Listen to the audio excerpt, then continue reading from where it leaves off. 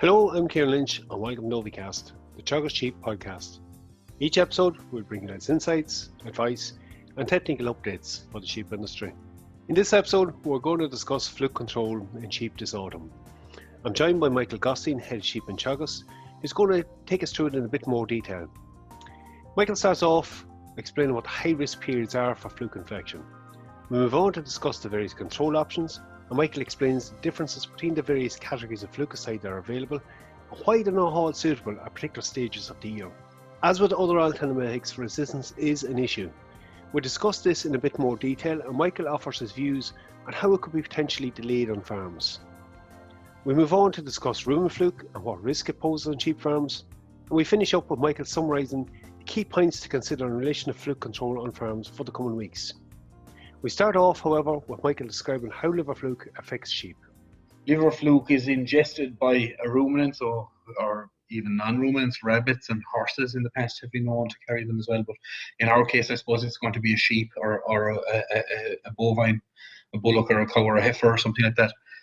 Goes into the liver, migrates its way through the liver. That takes a long period of time, usually somewhere between 10 and 12, 13 weeks. And then they mature into adults at that stage, and they live in the bile ducts. And the adult fluke actually don't do an awful lot of damage to the liver. It's while they're immature and burrowing through the liver that they do a lot of the liver damage.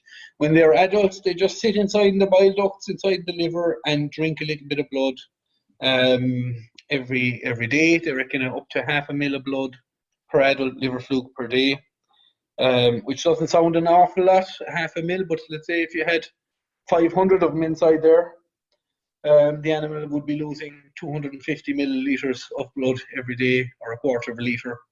And that's why, very often with the sheep that have chronic fluke, we see this bottle jaw appearance. The sheep look very, very unwell and jaundiced because they're losing a lot of blood every day. When the adults are inside in the bile ducts, they mate and lay eggs, and those little eggs then pass out in the feces. And when they hit the ground, once the temperature is above 10 degrees centigrade, they hatch, and the little larvae that emerge from the eggs, they swim out, and they try and find a mud snail. And once they find a mud snail, they haven't an awful lot of time to find that particular mud snail. And when they find a little mud snail, they burrow into the little mud snail. Now, this snail is not a snail generally that you'd be able to see very easily with your eye. It's a snail that's about the size of a tip of a pinhead, maybe a little bit bigger, but very, very hard to see with the naked eye. You can see it, but it's not your typical snail that you'd see around in the garden. And these little larvae, they go into the mud snail basically, and they spend about 6 to 8 weeks inside the mud snail.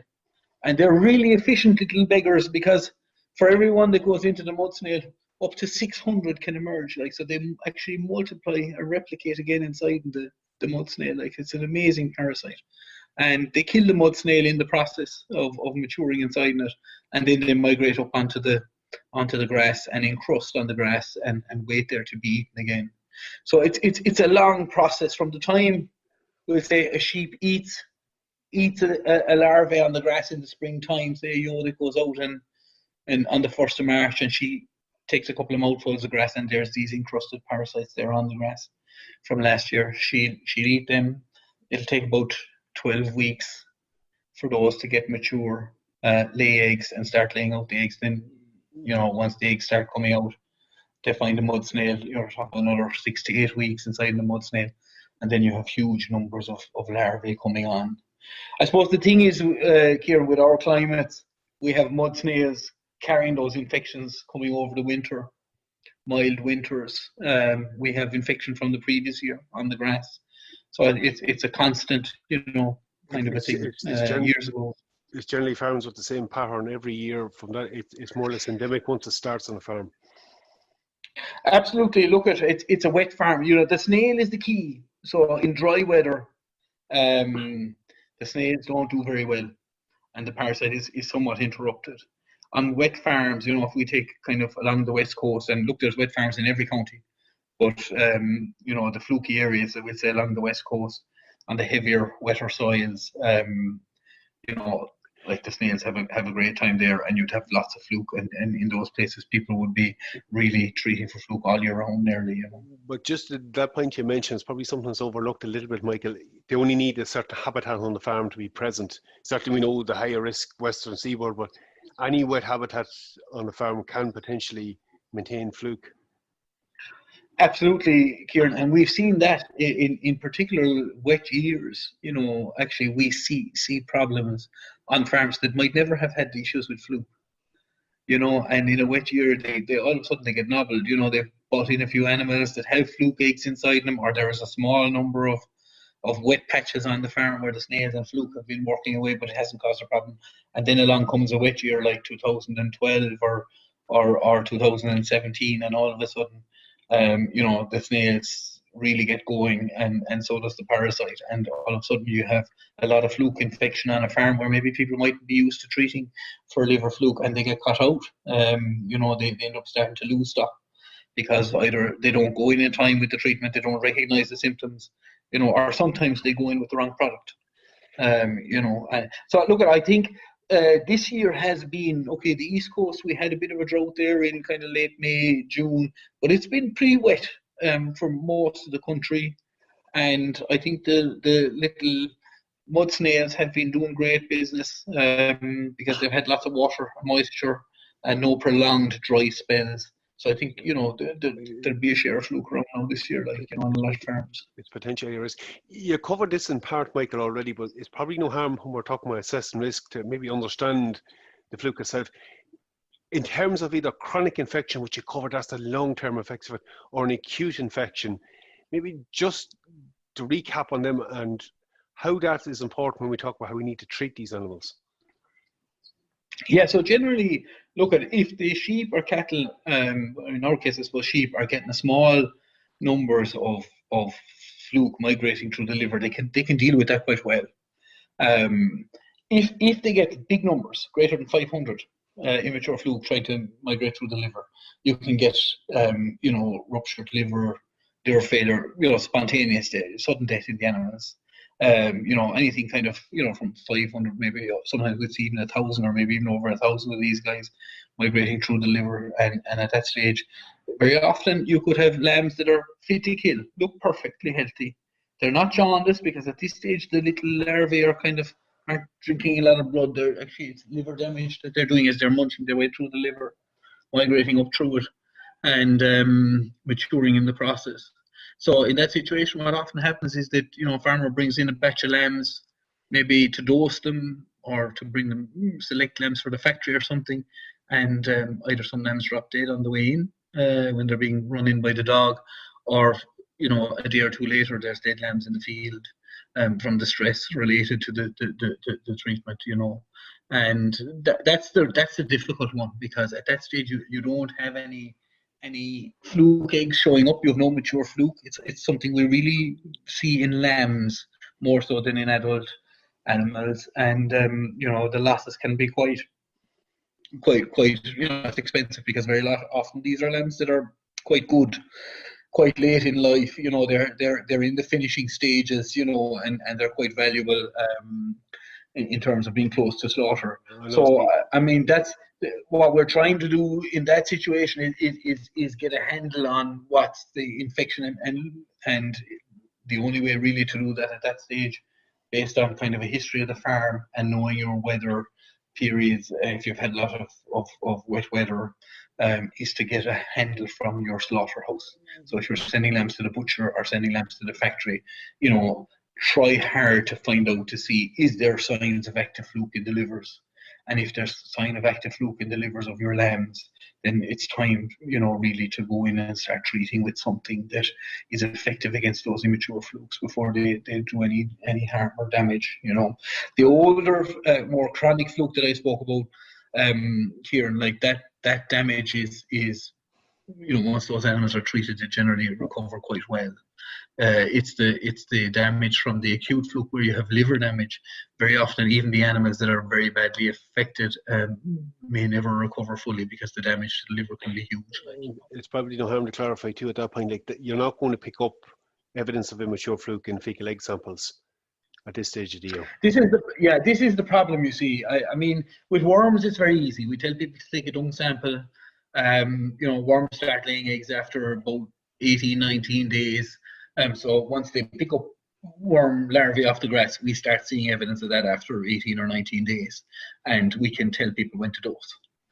With the liver fluke, it's not that simple because we're picking it up. We have to wait 12 weeks before we see any egg coming, 10 to 12 weeks before we see any eggs coming out in the feces. And then the eggs come out sporadically. They don't come out, you could take a dung sample and you might see eggs, and you could come back 3 or 4 days later, and you might see eggs depending on the level of infestation in the liver. So it's a little bit more difficult. So what we need to look at is, I suppose, the history, how wet it has been.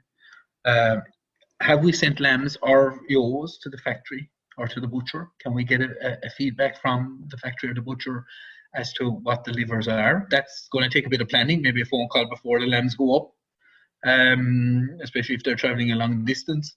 Anyone from the south of the country might be going up to Kildare or Wexford or Navan or Ballyhaunis or somewhere like that. Make a phone call beforehand, and a phone call afterwards to follow up to see was there any sign of infection.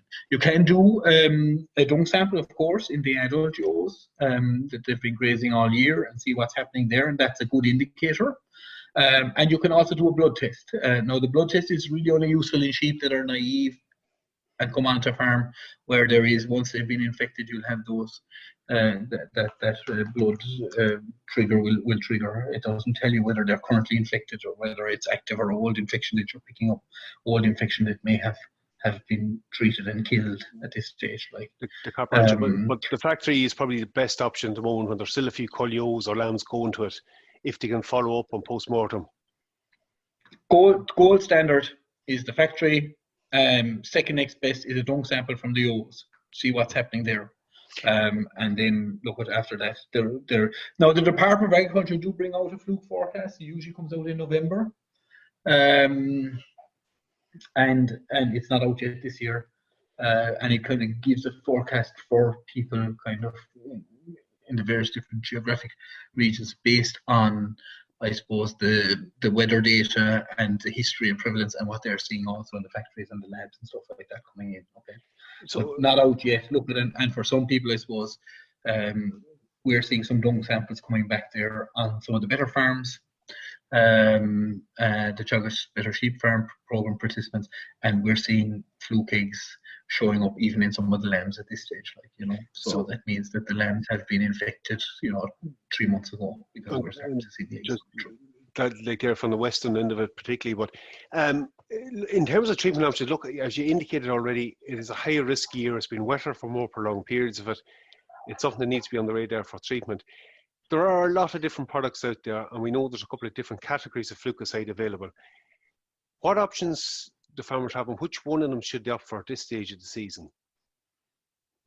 Yeah, so look at, I think, Ciarán, a lot of the times when we come across a farmer that runs into trouble with fluke and loses a lot of sheep, very often it's not the case that the farmer didn't treat the sheep. Very often it's the case that the farmer treated the sheep with the wrong product.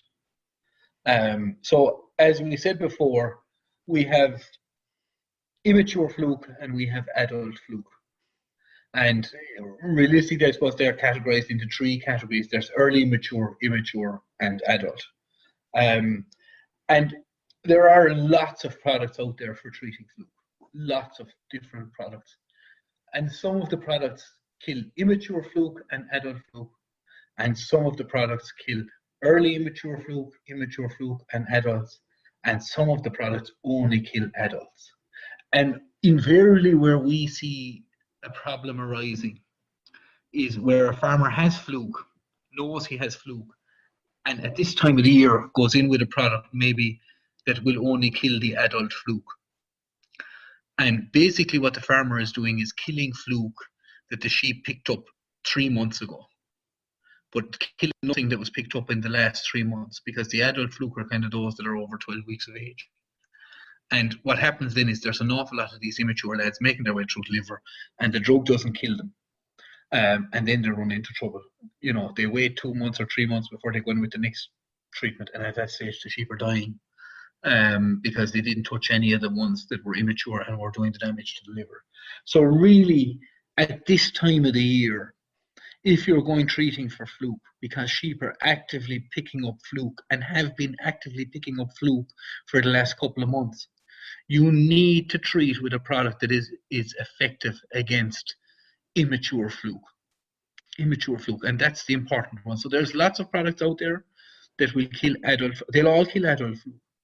But the ones you want to avoid at this time of the year is the ones that only kill adults. Okay, and those tend to be the ones in the albendazole class, in the oxychloroquine class. So they're generally your products like Albex, Endospec, Kilogain, Valbazin when it was around, your Levelfast Diamond, and your Zanil. Those type of products, very effective against adult fluke. Have a big role to play in fluke control, particularly if you were housing sheep, maybe for 2 or 3 months and then letting them out and you wanted to clean them out. A good flukicide at that stage to clean out yos and to make sure that they didn't have active fluke inside their livers that were going to lay eggs and contaminate the pasture. But this time of the year, they wouldn't be the product of choice simply because they're leaving too much of what the sheep have picked up after them, not killing them because they're not effective against the adult fluke. Or sorry, against the immature fluke. They're only effective against the adult fluke. So really, anyone going out treating sheep at the moment should be looking for a product that is effective against immature fluke. So those are products in the classes triclibendazole. Now there is a bit of resistance to that particular product, especially up along the west coast. So you'd want to be sure that that's working on your farm if you're going to rely on that. Xanthil is another one of the active ingredients which is effective against immature fluke. Rifoxanide and nitroxanil. So those are kind of the 4 products or categories of families of flukicides out there that will kill immature fluke. And when you're going into your co-op or your vet or whoever you're buying your product off, just ask them for a product that is effective against immature fluke. That's the important thing really that we want at this time of the year. Later on, after the sheep have been housed, or during a cold spell, I've been out for a really cold spell where the worm the mud snail isn't active, you don't have active infection on the pasture, we can use those other products that are effective against mature fluke only. And look, there will be some difference even within them categories. The 4 categories are suitable at this stage of the year, but at minimum to look at them and then maybe start looking at options in them. But Michael, I just want to put you back over another point there. You mentioned there is some resistance to triclibendazole products, and we know of some reports of potential resistance to other categories. Look, we've talked at length previously about wormer resistance. How big of an issue is fluke resistance, and maybe is there anything we can do to delay it or the onset of it on farms? Yeah, and look, I think we'd say the triclibendazole resistance has been there for a long time. Now at this stage, I suppose 20 years or more even, I suppose, Ciarán, since it was first kind of flagged. And triclibendazole was one of the kind of early flukicides, and it was really, really effective. It's effective against all stages of fluke, even the very, very early ones. So it was a super product, and farmers used it a lot, and I suppose it saved a lot of yos over the years. But I suppose the problem was because it was being used the whole time, and it was being used maybe both in cattle and sheep on the farm, all the fluke that were basically surviving the treatment were the ones that were resistant, and they were constantly selecting for those every time you treated. So we know that from wormers as well. If you keep using the same wormer again and again and again and again, you're selecting for resistance to that product, because the only worms that survive will be those that are resistant. So you're giving them an advantage over the other worms, and eventually they'll mate with each other and produce lots of resistant offspring. And the same with the fluke. So we want to avoid that. So every time we treat with a flukicide, we're selecting for the resistant fluke population on the farm. We're giving those fluke an advantage. So the first thing is, I suppose, to reduce the amount of dosing, unnecessary dosing that you need to do. So, maybe using the kind of information from the fecal egg counts and the O's, using information from the abattoirs in terms of your lambs or your colios to make the decision when you need to dose. Using the right product, okay, so we're not using a product that isn't going to be effective, but selecting for resistance to that product is very important. So that's this time of year, selecting a product that's effective against the immatures. And then switching the product. So doing a little bit of we'll use this product maybe this year, we'll use a different class next year, different class the year after, and at least we're not constantly using the same product until it's broken. And if we're in doubt, maybe as well, checking to see are the products working. If you're a heavy user of flukicides on your farm because you have a very wet farm and a lot of challenge, and you find that you're treating sheep 4 or 5 times a year, maybe check the product. So what we do there is we take a dung sample from 10 to 15 ewes. We see do they have fluke eggs, and then we treat them with a flukicide and come back 3 weeks later and 5 weeks later from the same bunch of ewes and take a dung sample again and just to see are the eggs gone. And if we still have eggs, then we can suspect that maybe that product mightn't be working 100% on the farm, and we should be switching to another product that's going to be more effective. So, in essence, look, a lot of the good practice and ensuring technique and calibration and all that's right, it's important, and rotating the products. Just maybe in the two of them, Michael, two of the more popular ones, maybe for immature fluke, rofloxacin products and closantel products. They're similar enough. Perhaps maybe they're not the two most suitable to alternate in a heavy usage farm within a year, are they? Yeah, so look at, we'd say closantel is marketed under the name of Fluke Ivor, clazimectin. It's combined with a wormer in that situation. Duotec again combined with a wormer. Superverm would be combined with a wormer, or Solantel on its own. So they're kind of they're all in that group of closantel type products. The rofloxacinides then are the ones that we see, the likes of Ranide, Ridafluke, and it's also in some of the multi-doses like Univet multi-dose and a few other products like that. They're really from the same family. Even though they're different, they have different active ingredients. One of them is rofloxacin, and one of them is closantel. They're very closely related. So what you might do is break it with a different product in between. So if you decide I'm going with a closantel-based product this year, 2020, and then next year I'll go with a nitroxanil-based product, and the following year then I'll go with a rofloxacin-based product, and the following year I'll go with triclopyrdazole. And I'll use my oxyclosanide or my albendazole for my adult fluke control at a different time, at a time when that's appropriate.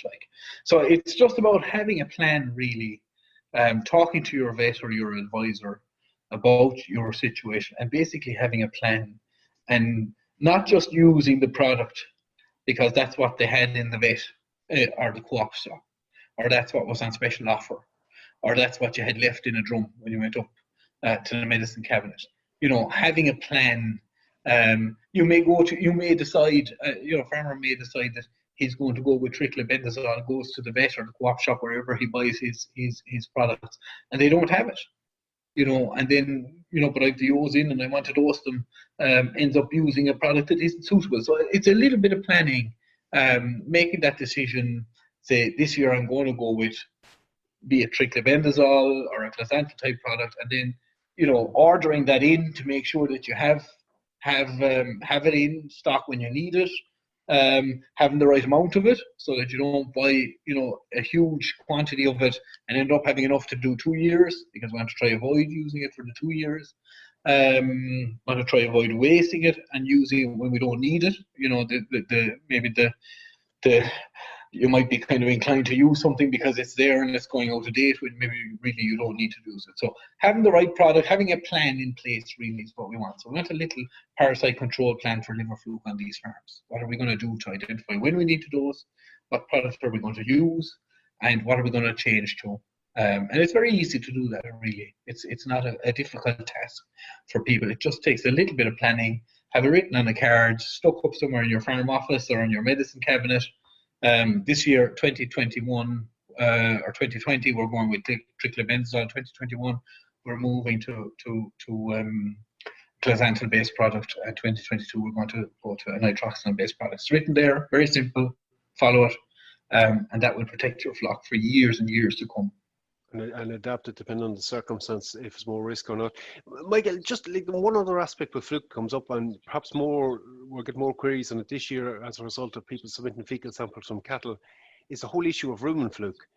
And look, there's farms out there, mixed farms out there, getting back in samples on cattle, and they're wondering, do they need to treat sheep for it?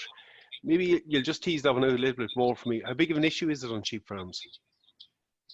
Yeah. So we've been hearing about rumen fluke now for about 10 years, I think. And when you stand up at a meeting and you say that rumen fluke isn't an issue on sheep farms, you're almost guaranteed in the west of Ireland anyway, and down here in the southwest, to get somebody that'll stand up and say, well, I lost 30 or 40 sheep with it, 5 or 6 or 7 years ago. So what I'd be saying is, I'd be slow to say it's not an issue on sheep farms, but I'd be very strong in saying it's not an issue on most sheep farms. And I think that's really what it's about. And I've seen it on a couple of our farms. We've even had it on some of the better farms, and it was always the cattle that showed it up first. We never yet saw an issue in sheep. Generally, the sheep are pretty resilient to it. Now, having said that, there are farmers out there that have lost sheep with it. So it's not a given that it never affects them. But generally, on most farms where we see an issue with rumen fluke, it's where we see profuse scouring and poor performance in cattle having been treated for a flukicide, an ordinary flukicide, at housing time. So you house your cattle, usually it's the younger cattle, weanlings, yearlings, give them their fluke dose, and they do very badly. They're scouring a lot. You take a dung sample, there's rumen fluke, and in those situations, if there's sheep on the farm, when you take a sample from the sheep, you can see that there's a lot of rumen fluke showing up in that. Generally, the sheep don't tend to show it to you the same way as cattle do. So what I would say is, when you take a dung sample in fluky type areas and you get them to look at the difference between rumen and liver fluke, very often you'll get a positive result for rumen fluke. But by and large, I would say that the rumen fluke do not do a lot of damage. And the reason why the rumen fluke don't do damage, Ciarán, is because they don't really live off any part of the sheep.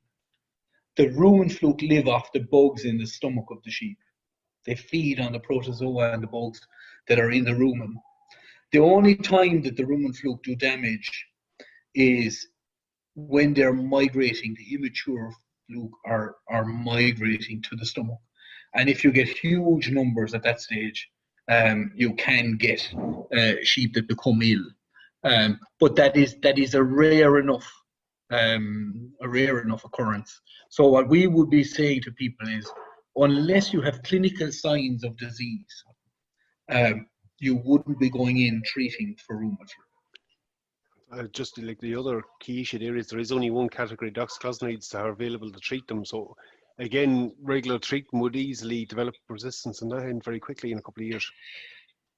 Absolutely, and that's the reason why we're not recommending that you treat unless you have clinical signs, because we only have one product for it. We have 5 or 6 different products for liver fluke. We have one product, oxyclotinide, which is and look, to be honest with you, it probably wouldn't get a license for rumen fluke because it won't kill 95% of them.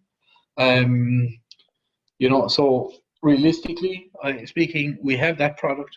If that product stops working on your farm because you use it continuously, and you end up in the unfortunate situation where you have a bad infection of rumen fluke and it's doing harm, and making sheep and cattle sick, and you've overused this product, you have nothing left. There's no plan B or alternative product available on the market to control it.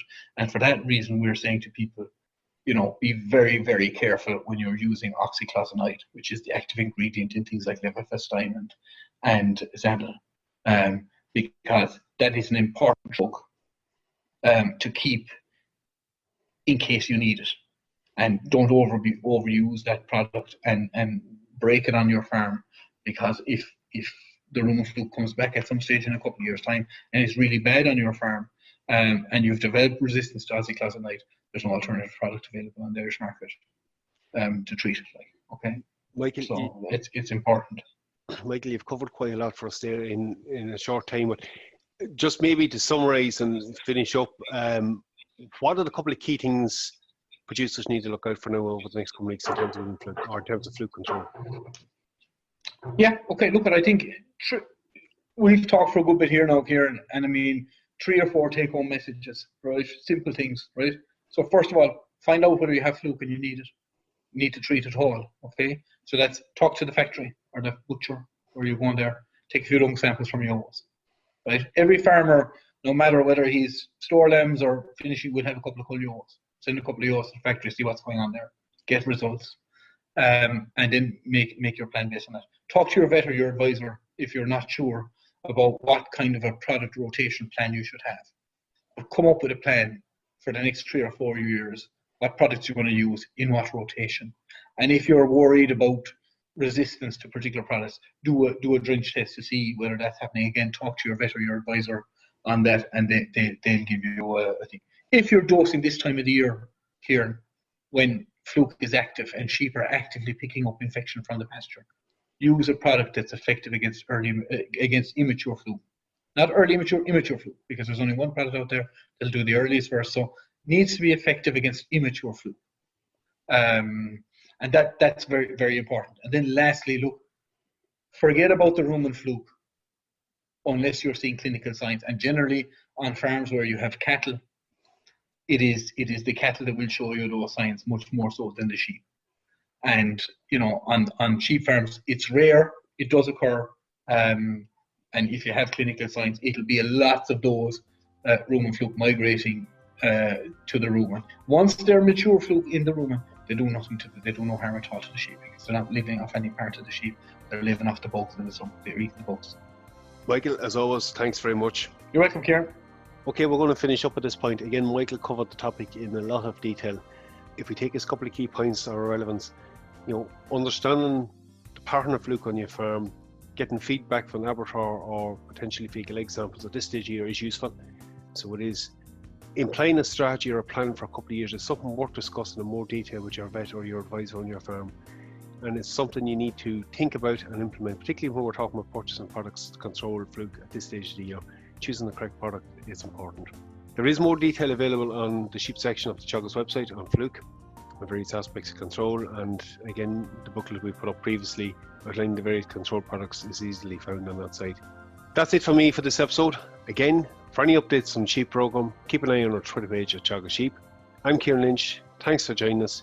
Don't forget to subscribe and tune in to more episodes.